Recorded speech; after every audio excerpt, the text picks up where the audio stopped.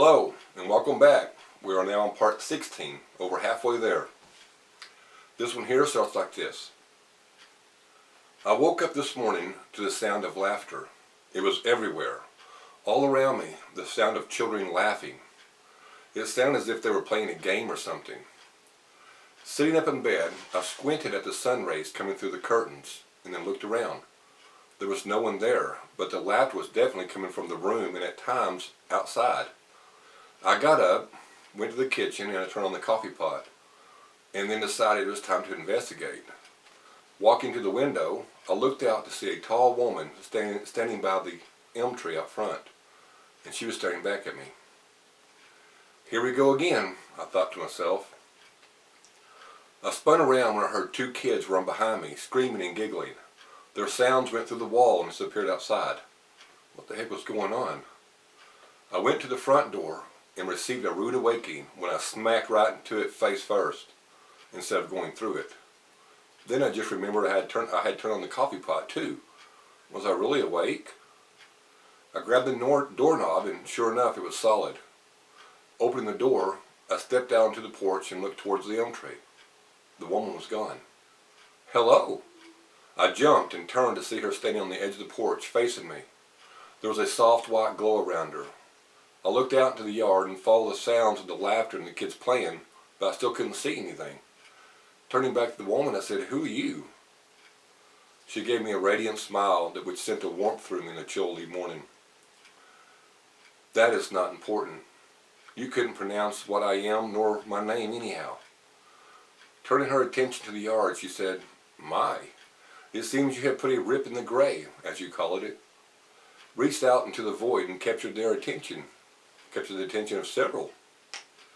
The gray, as I call it. Yes, the gray. Her eyes followed the sound of the children. The place between your world and the place where they need to go. A place where the innocent sometimes get lost, especially when it comes to a tragic incident, such as a car accident or war or murder. Things which can cause a death to happen suddenly and unexpected. You mean like Diane, the one who was stuck to the ugly Cinderella? I remember her saying that she was murdered. Similar, but no. She is an attachment that you need to help. Yes, she is considered in the gray, but not roaming. She is fixed on an object, which is why she awakens next to it each time her energy has been restored. It was the last thing she was looking at when the way home appeared. Another light was reflecting off the object as her life faded, and she simply became attached to it. It is very common. I suddenly realized what she said at first. Wait, what do you mean she is an attachment I need to help? You need to help her stop blaming herself and doubting that she was a good person. All she simply did was miss the light. You need to explain this to her, and then, using her own free will, she can ask for the light to be re-given. It's that simple. Wait, you mean like the light to heaven? She turned her head back to me. Yes, some call it heaven, others paradise, the cosmos, moksha, enlightenment. Humankind has been given it different names for thousands of years, but it's all the same place, a place of peace and happiness, a place where the good belong. Looking back to the yard, she said, "Now, save the other 47 questions for a later time. For now, I'm here to teach you about these little ones who have found their way to you. Your empathy for them has reached out to them, and they have temporarily found their way to you. You have made a connection to them in the void. Now you must learn how to help them." I pointed to the empty yard full of voices, laughter, and chatter. I need to learn how to help them? How? I can't even see them. She softly placed her hand on my shoulder and said, "Yes, you can, inside of your mind." The light around me shimmered and then darkened. Everything became misty and foggy. Right in front of me, two little boys about 8 or 9 appeared and ran across the yard kicking at a soccer ball, laughing as they disappeared into the swirling fog. As I began to focus, I saw more and more children. They were everywhere, some wearing tattered clothes, some without shoes, all of them smiling and laughing and playing as if they had no clue that they were somewhere else. Then, as quickly as they appeared, they disappeared when she moved her hand from my shoulder. The fog lifted and the sunny morning returned. She lifted her arm and pointed her thumb up, tilting it to the left. This is how close the gray is to you and to everyone else. She tilted her thumb to the right. That close. But before we can get a better understanding of the gray and learn how to help them, you must first learn how to help Diane. Come. She turned and walked through the wall, disappeared into the house.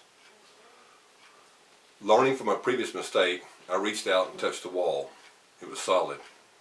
I went through the front door instead, to find her standing next to the box where I had placed the Cinderella figurine.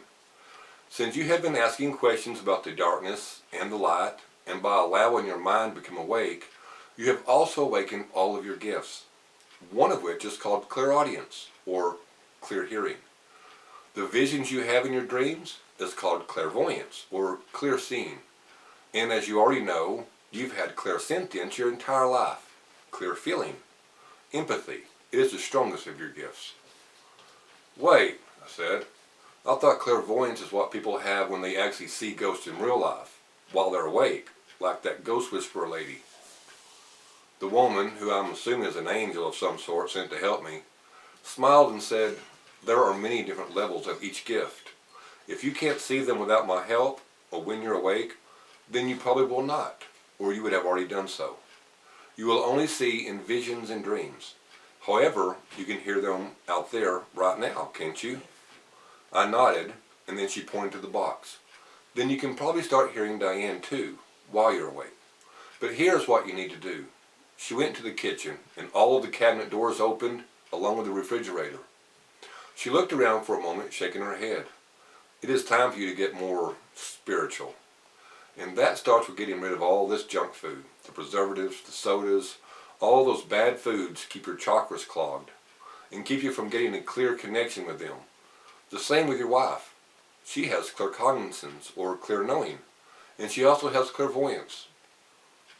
If she concentrates and learns to meditate, along with you learning to meditate, the two of you can develop your skills to become powerful warriors in this fight against darkness, and by bringing their children home who are currently trapped. Wait, I said, their children? She ignored the question and continued with the lesson. You both need to learn how to live in a spiritual world, and this will also include exercising and strengthening your temples, your bodies.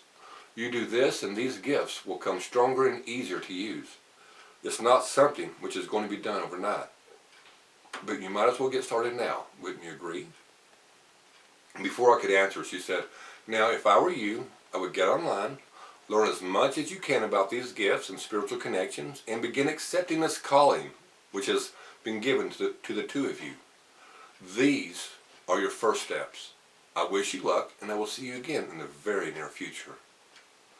With that, she simply started shimmering for a few seconds and then disappeared in some kind of sparkling light. My sleepy wife came walking in behind me a few moments later, yawning as she went to the coffee pot. Who are you talking to? I waited for her to pour the coffee and then said, you might want to sit down for this. She had been spiritual and believed in ghosts and spirits and things like that all of her entire life. But still, this blew my mind, and I was sure it was going to blow hers as well. And that's the end of part 16. Thank you for watching, and we will see you tomorrow on part 17. Have a good night.